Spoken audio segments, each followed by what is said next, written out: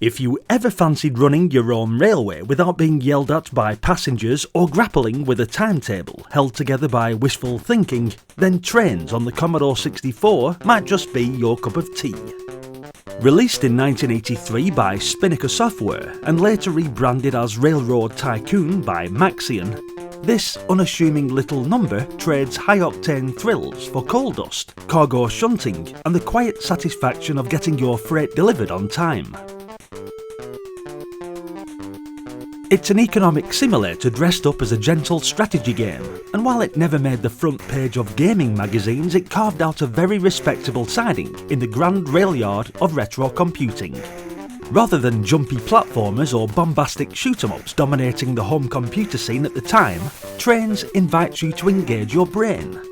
You're placed in charge of a single steam train, and from the humble starting point your mission is clear: haul coal, oil and other industrial bits from where they're produced to where they're needed. Turn a profit and try not to run out of fuel or money while doing it.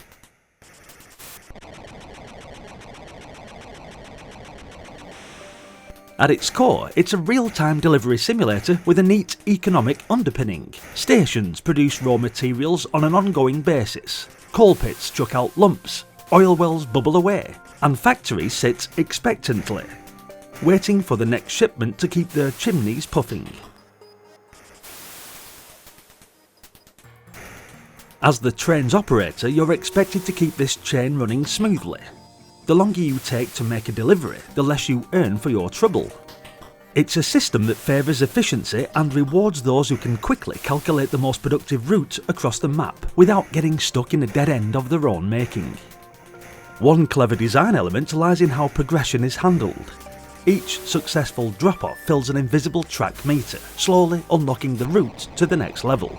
There's no need for passwords or end-of-level bosses, just the satisfaction of knowing your logistical prowess is enough to move things forward. It's a simple but effective mechanic, the one that subtly encourages forward thinking without ever spelling it out. The game doesn't bombard you with complexity, but it doesn't handhold either. Coal is your lifeblood. Run out and you grind to a halt. And then there's payroll, a regular financial hit that reminds you that locomotives don't run on goodwill alone. Keeping an eye on your income versus your outgoings becomes a crucial part of the experience, forcing you to think like a transport tycoon even if you're still learning the ropes. Planning your runs for maximum efficiency isn't just a good idea, it's often the difference between making it to the next level and watching your profits vanish into thin air. Visually, Trains is functional rather than flashy. The graphics serve their purpose, presenting a clean, if slightly boxy, top-down view of the rail network. Stations are clearly marked. The train itself is easy enough to spot, and there's no clutter to get in the way. It doesn't try to impress with visual flair, it gets the job done and moves on.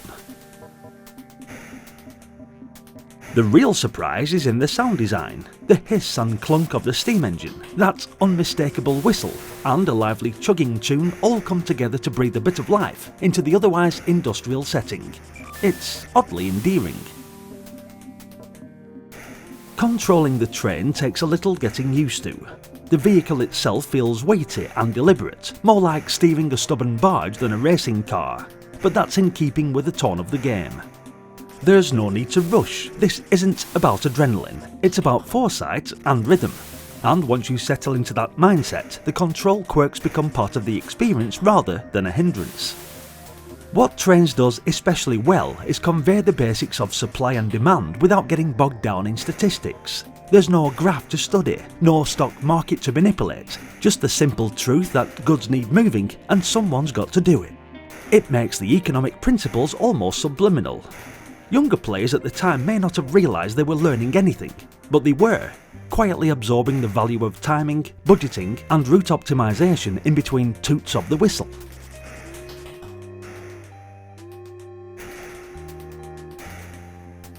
It never had the prestige of something like The Train, Escape to Normandy, nor the cultural footprint of later tycoon games, but Trains had its own kind of legacy.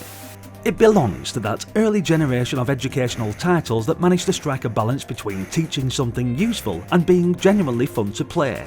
It didn't patronise and it didn't bore. Instead, it carved out a gentle, satisfying niche that made perfect sense on a system like the Commodore 64, where creativity often trumped raw power. For those who remember it, Trains offers a quiet, nostalgic trip, a reminder of a time when games could be slow, deliberate, and still totally absorbing.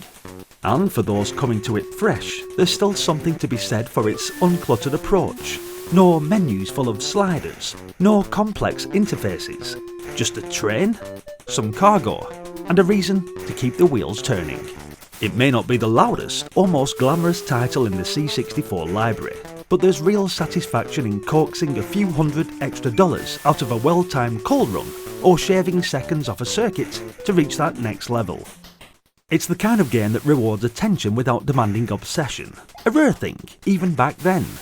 So, if you're in the mood for something a bit slower, a bit smarter, and a little more grounded in the quiet thrill of good logistics, Trains is well worth revisiting. Fire it up, get that boiler stoked, and lose yourself in the rhythmic clatter of freight on tracks. No explosions, no enemies, just the simple pleasure of making things work.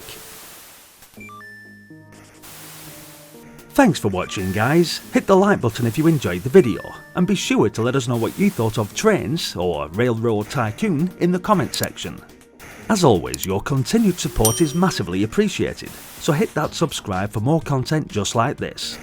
Check out the various playlists on the channel for more Commodore titles, and maybe stick around, as there's another one coming up right now. Hopefully, I'll see you all in the next one. Until then, bye for now.